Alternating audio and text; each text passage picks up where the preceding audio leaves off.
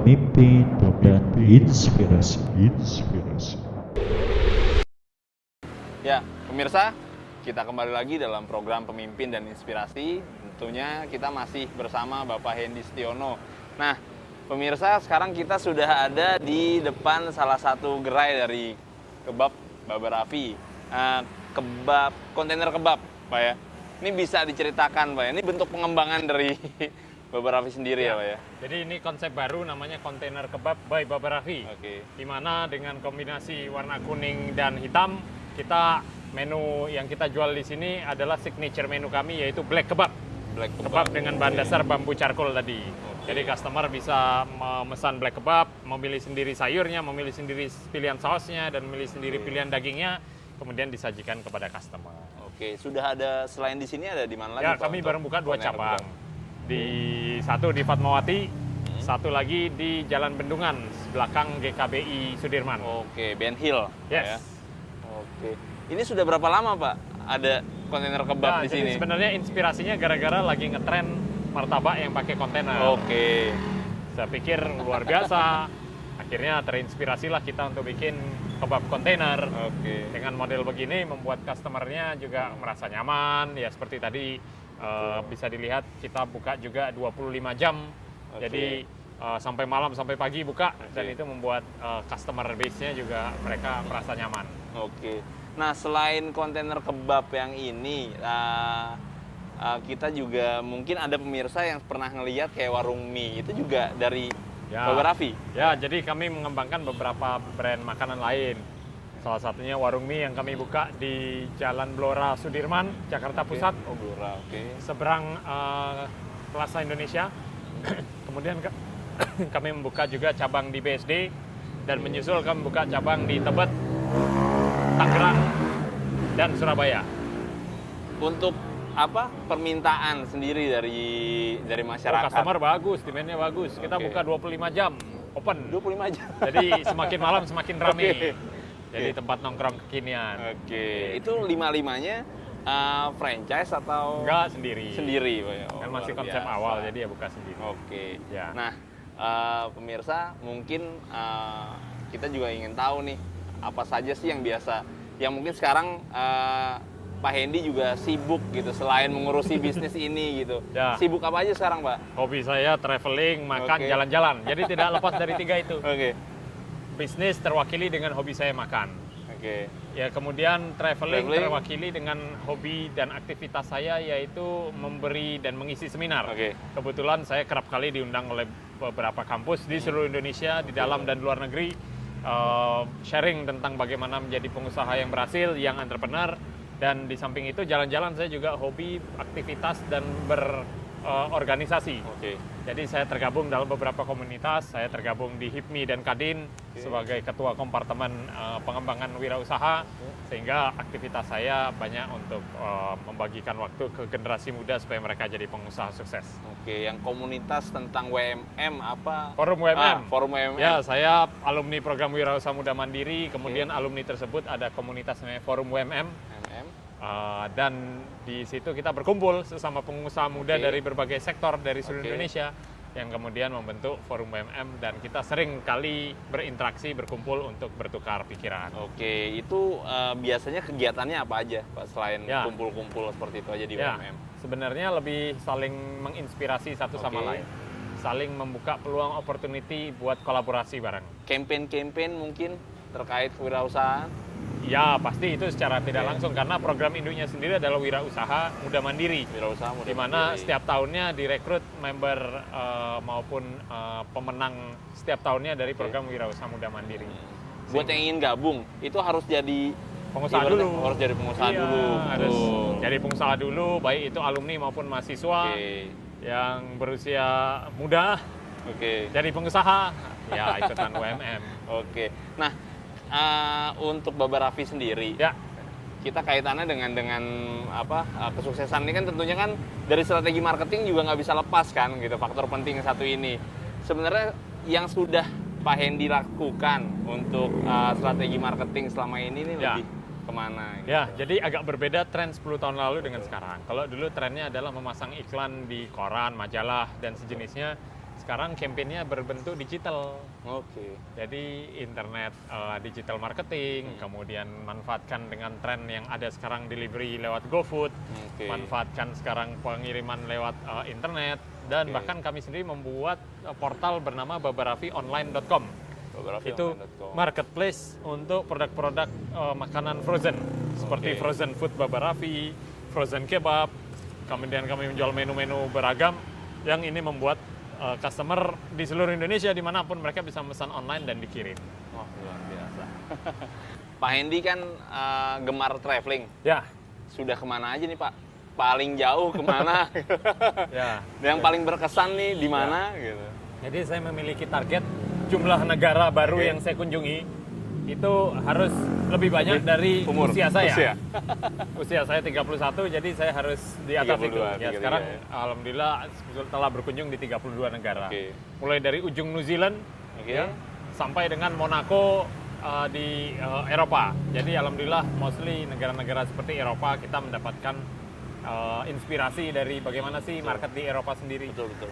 Kemudian di Asia juga tidak kalah menarik. Misalnya kita bicara Brunei Darussalam, Vietnam, apalagi Vietnam, itu marketnya tidak semaju Indonesia, tapi potensi grow-nya bagus. Jadi buat teman-teman yang mau mulai bisnis ekspansi ke negara yang relatif hampir sama dengan Indonesia, masuk ke Vietnam aja. Dari segi cost juga mungkin tidak Lebih terlalu murah. lebih murah ya. Dan ya di samping itu karena sebenarnya keindahan dunia ini kan diciptakan buat ya kita bisa menikmati. Saya hobi foto, hobi selfie, ya kan.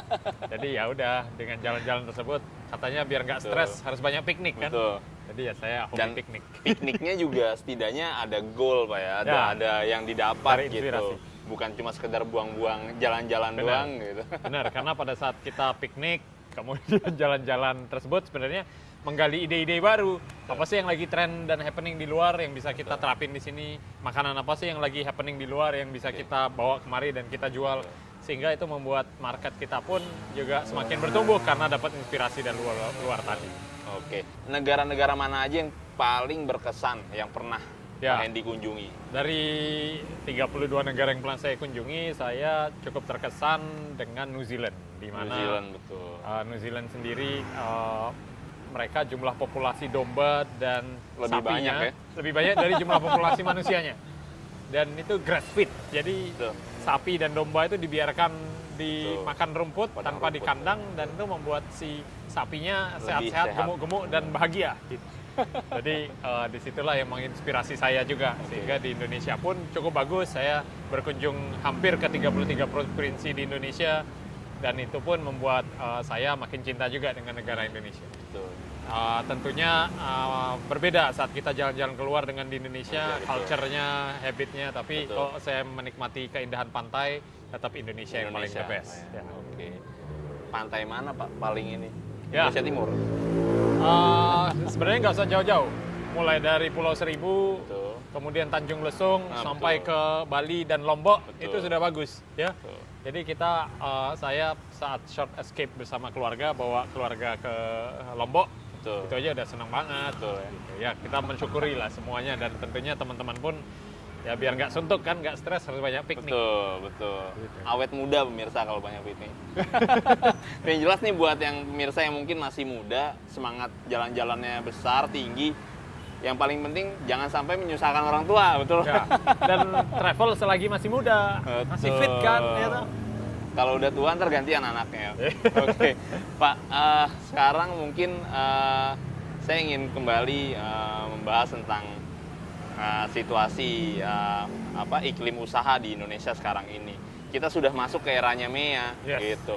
Yang Pak Hendy lihat sendiri potensi untuk masyarakat Indonesia sendiri, terutama pelaku usaha UKM, gitu. Di era sekarang ini bagaimana, gitu? Ya. Jadi sebenarnya Indonesia ini kaya akan kreativitas. Dan kaya akan sumber daya, baik manusia maupun resources-nya. Sehingga kalau itu bisa kita kemas dengan baik, di-package dengan baik, dilakukan branding yang baik, yang secara profesional, saya yakin kreativitas dan produk-produk Indonesia mampu merambah market luar negeri. Hanya dibutuhkan kepercayaan diri aja. Karena apa? Sebenarnya tidak ada salahnya kita jadi jagoan lokal. Tapi alangkah lebih baik kalau kita bisa membanggakan Indonesia dengan menjual produk kita di market luar. Betul. Sehingga ya saya mengencourage teman-teman pelaku usaha muda untuk berpikir global sehingga mampu menjual produknya tidak hanya dalam negeri tapi secara ekspor juga. Betul. Manfaatkan momentum GoMea di 2016 ini. Nah, sekarang tidak sedikit juga nih Pak, banyak juga yang menganggap MEA ini sebagai satu bukan tantangan. Jadi mereka lebih melihat seperti momok gitu kayaknya. Ada banyak ketakutan gitu. Ya. Nah, menurut Pak Hendy sendiri bagaimana gitu? Itu ada betulnya juga. Betul. Karena saya pun juga sempat berpikir demikian. Wah, nanti brand-brand dari Singapura, brand-brand besar dari Akan luar. dengan mudahnya ya. Iya, dengan Betul. mudahnya mereka ekspansi kemari dan yang lokal bakal ditinggalkan. Ternyata tidak demikian. Ya, proud of Indonesian product, campaign Betul. seperti Beli Indonesia dan sebagainya Betul. membuat kita cinta dengan produksi dalam negeri. Betul. Tapi bagaimana produksi yang berkualitas, yang bagus, yang kualitinya bagus, ya, dan affordable premium. Produknya premium tapi affordable, sehingga produk-produk seperti itu selalu akan menjadi pilihan di market. Jadi Betul. saya pikir bagi teman-teman yang memiliki produk baik dan lokal, konsisten terus buat mempromosikan produknya, dan tidak hanya itu, saya pikir kita bisa juga memanfaatkan era digital untuk menjual secara online, baik marketplace maupun internet marketing juga. Nah, kalau menurut Pak Hendy sendiri gitu ya, untuk pemerintah saat ini menghadapi MEA, kesiapannya sudah sejauh mana gitu. Bahkan masyarakat sendiri juga banyak yang belum tahu kalau MEA ternyata sudah bergulir dari 31 Desember gitu. Jadi begini, saya pikir pemerintah negara ASEAN lain, Betul. terutama Malaysia dan Singapura, saya pikir mereka prepare. Indonesia prepare. juga cukup prepare. Saya beberapa kali diundang di forum ASEAN conferences di Malaysia, di Singapura, termasuk di New Zealand ASEAN Forum. Nah, di situ mereka ternyata siap menghadapi MEA. Nah, kita pun juga sebenarnya pelaku usaha dan industrinya sendiri yang harus lebih concern. Oke, betul. Karena masuknya serangan asing itu bukan hanya melulu dari versi membuka cabang di sebelah kita.